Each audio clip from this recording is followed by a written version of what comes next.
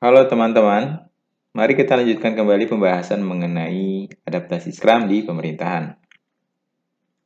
Terakhir kita sudah membahas sampai daily Scrum. Kali ini kita akan membahas pertemuan terakhir dalam siklus sprint, yaitu sprint retrospektif. Kita mulai dari pertanyaan yang paling mendasar, apa itu sprint retrospektif? Teman-teman bisa membaca tentang definisi, isi, dan peran-peran yang terlibat di dalam Scrum Guide.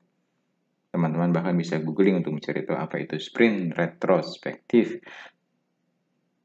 Tapi buat saya, pertemuan keempat di dalam sprint atau di dalam Scrum, itu pada dasarnya adalah sebuah pertemuan untuk melakukan pemeriksaan. Ini ceritanya kaca pembesar ya teman-teman, walaupun bentuknya tidak mirip dengan kaca pembesar. Pemeriksaan seperti apa? Ini sebenarnya mirip dengan, bukan mirip ya, saya biasanya mengkaitkan ini dengan sprint review, menyandingkannya dengan sprint review. Kalau di dalam sprint review itu yang kita periksa adalah produk atau increment, maka yang kita periksa di dalam sprint retrospektif ini adalah proses. Semua terkait dengan proses. Bagaimana jalannya sprint ini, itu ada di sprint retrospektif. Bagaimana komunikasi antara peran-perannya, itu juga ada di dalam sprint retrospektif. Bagaimana proses pembuatan artefaknya. Ya, bukan hanya increment, bukan hanya proses pembuatan increment yang kita bahas, tapi juga bagaimana proses pembuatan product backlog, bagaimana proses pembuatan sprint backlog, itu ada efeknya terhadap hal-hal yang lain seperti cara berkomunikasi antara para developer, kesediaan product owner untuk terus berinteraksi, memberikan masukan-masukan kepada para developer, khususnya saat para developer membutuhkan masukan. Semua itu yang dibahas di dalam sprint retrospektif. Jadi, apakah ini penting? Oh, ini penting sekali. Karena kita harus menyadari bahwa keberhasilan membuat sesuatu itu tidak hanya ditentukan dari produknya saja. Tapi kita juga harus memikirkan bagaimana caranya. Ya kalau tidak, ngapain juga kita repot-repot beralih jadi agile ya. Waterfall saja kalau emang proses tidak ada pengaruhnya. Sayangnya pemahaman terhadap urgensi dari sprint retrospektif ini tidak sama.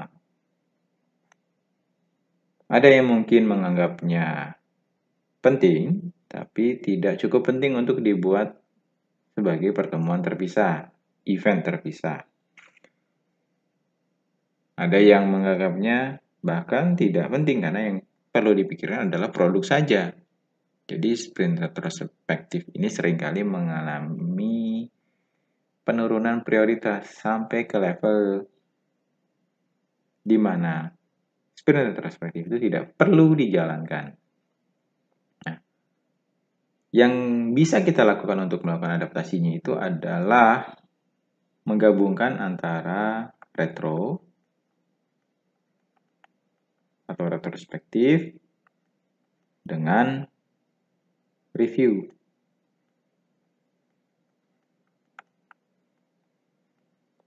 Ini satu yang saya biasa lakukan di tempat kerja saya.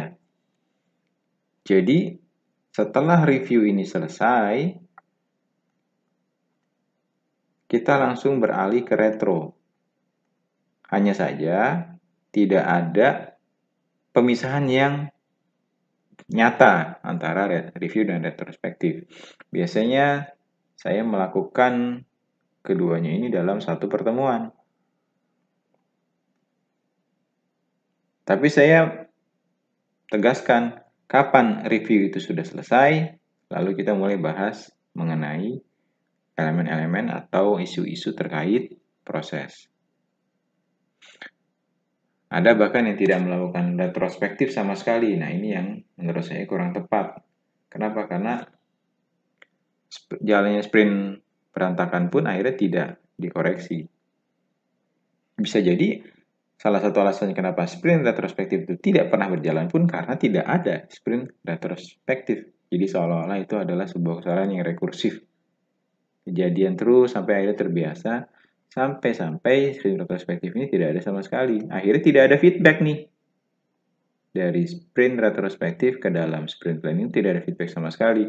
Bablas saja itu. Sprint retrospektif tidak dilakukan. Jadi masukannya itu langsung saja dari sprint review langsung masuk ke sprint planning berikutnya. Nah, ini yang menurut saya kurang pas. Justru di sini nih, kalau kita memang tidak mau meluangkan waktu untuk retro, paling tidak kita gabungkan dengan review supaya dua-duanya bisa berjalan di dalam sprint tersebut. Begitu keduanya selesai kita lakukan, yaitu review dan retro, kita bisa arahkan agar feedbacknya seperti biasa masuk ke dalam sprint planning.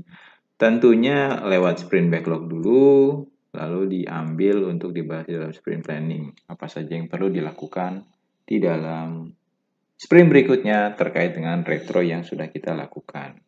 Kira-kira seperti itu adaptasinya.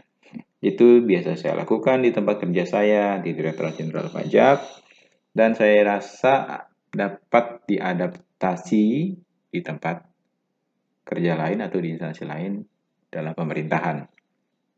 Jadi kita sudah membahas 4 pertemuan, 4 adaptasi terhadap pertemuan ya. Yang pertama itu sprint planning, kedua sprint review, ketiga daily scrum, dan terakhir adalah kita sudah bahas juga yang ada di, kita sudah bahas juga sprint retrospektif. Jadi tuntas sudah tepatnya pembahasan mengenai adaptasi pertemuan di dalam Scrum yang terjadi di pemerintahan. Masih ada beberapa topik lain yaitu pilar dan nilai. Nah, ini akan saya bahas di video terpisah karena topik ini pada dasarnya menarik untuk dibahas satu persatu. Itu saja untuk kali ini. Sampai ketemu di video selanjutnya. Amir pamit.